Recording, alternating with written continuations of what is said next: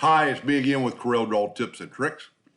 And somebody sent me a photograph of this graphic. They don't want it, they want to engrave it, so they just want it black. So the color didn't really matter. And I just kind of drew one by hand. Use a deer and a heart. Then I thought, this one might be, and this isn't perfect, it needs a little work, but it would save you a lot of time to go ahead and just trace this guy. So we're gonna make a duplicate of it, as I always do. And then I'm going to reduce it quite a bit to help Corel.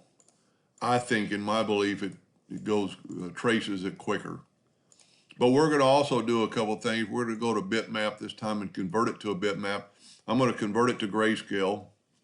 I'm going to go to Bitmap. I want to resample as long as it's larger than 300, which it is, it's fine. And that's because I reduced it. If we resample this one, you can see it's only 13 dots per inch. So that's one of the things you kind of gain by doing this. Now we've got it bitmapped, so we're going to trace the bitmap, outline, trace, clip art. And it does a pretty good job and did it pretty fast. So our trace is going to be on top. I'm going to go to object, group, and ungroup. Well, take it back. I'm not going to ungroup all. I'm just going to ungroup. Then we're going to grab things like that and get rid of them, grab that and get rid of it, grab that gray and get rid of it. And when we did that, it opened up a hole in our C, but that's easily fixed. Now, before we fix it, we're going to go through and take out the inside colors. And I would even take out the next color, making our hole a little bit bigger. We could fix that later. Let me back up here. I don't know why that's like that. Oh, there's a line there. I don't know what's causing that. That isn't going to work. This didn't happen to me last time. Let's see if we can't get rid of that. Let me back up a little bit more. I need to just get that gray out of there. There we go. But there's something behind it. So what we could do, let's just leave that for a second. Let's get rid of this other stuff. Getting rid of the other outside colors, making that a little bit bigger loop, just a hair bigger, so it'll be. Now, when doing that, we open up that gap, so we'll leave that for the time being. That looks pretty good. Nope. I don't know what's different in my trace this time.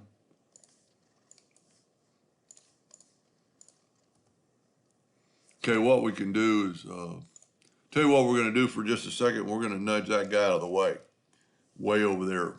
Take this, and I think we're good. So now what we need is we need to keep that from leaking into our drawing. Two ways we could do it. We could grab the shape tool and grab that and just bring that up there. Then draw a rectangle. The rectangle is going to stop the fill from getting into the, I see one more thing we need to delete. Maybe let's break the curve apart this time. We need to get rid of that right there. See, it's grabbing my outside, so I'm just going to move it down for a second. Oh, that's the one we couldn't do. So we're going to figure that out in just a second. That shouldn't be a problem. Okay, now we're going to take our Smart Fill tool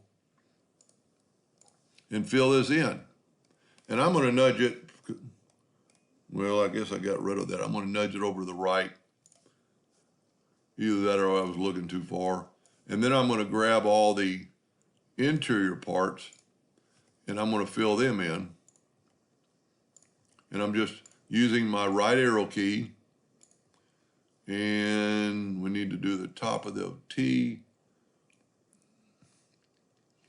And we don't have a loop right there, but you can redraw almost anything inside there. So we're just going to do that. We're just going to take an ellipse per se and just draw an ellipse, and then we'll fill it in with our Smart Fill tool. That don't look too bad. Do the same thing there. take away that outline by right-clicking. We've got maybe a double color there. Let's delete that. And we can make this actually bigger at this time. Okay, now we're pretty good. So now what we could do is select the whole thing and left-click no fill, right-click outline, and that put that back. And then we're going to go to object, and if we click on this, we should have to break the curve apart. There we go. Then we get rid of that rectangle. Now, it doesn't look too bad. There's a few things I would fix immediately right off the bat is right here, take the shape tool and just delete these two nodes. Now, whenever you get that, just grab the next ones and right-click and turn it into a line. And then just take if you have X7 or above, you have the smoothing tool, and just start smoothing out this C. So click on it till you can see the nodes and just go over it. And you can go over it fast or slow, and many times you want, just don't deform it too much. We're just taking out the rough edges. That looks pretty good. And then you need to click on that. And the way you know it's there is you'll see some nodes pop up. So we're doing the inside first. Now we're going to do the outside. Sometimes it's kind of hard to click on it. There we go. The nodes are so little. Just minutely go over some stuff. And you could spend a lot of time doing this. But, you know, instead of starting out from scratch, I think this is a little easier. And the inside parts might be different than the outside part, so you have to click on them.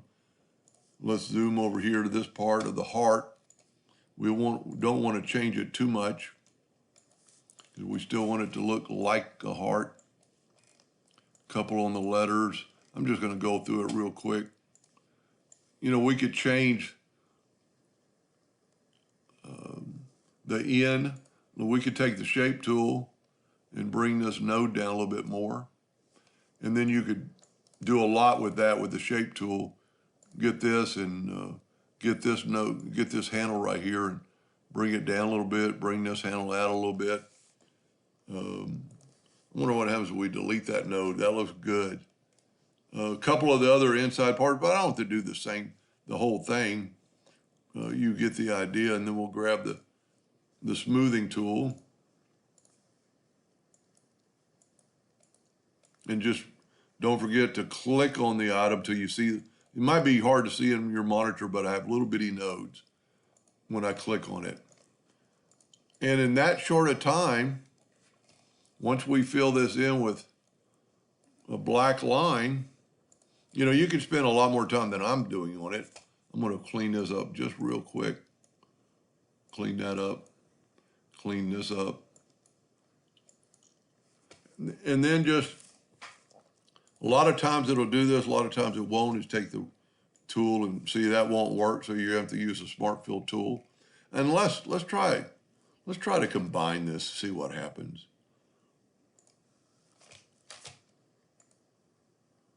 Yeah, that worked, except for that space right there didn't get filled in. So we need to use a smart fill tool. Let's go ahead and use black.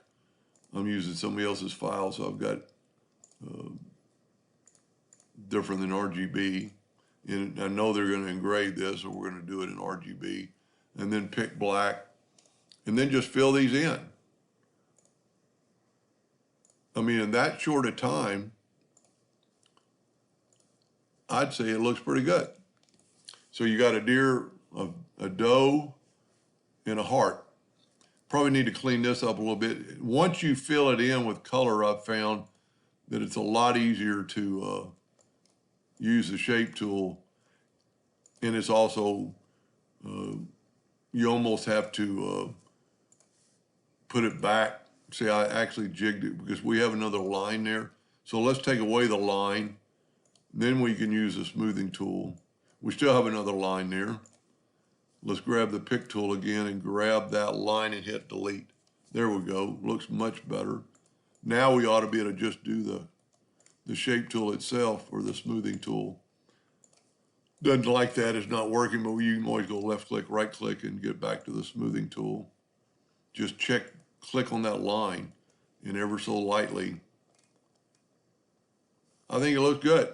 Then just get the Smart Fill tool and fill that in, and you're good to go. Anyway, I hope it helped them a little bit. Thank you for watching.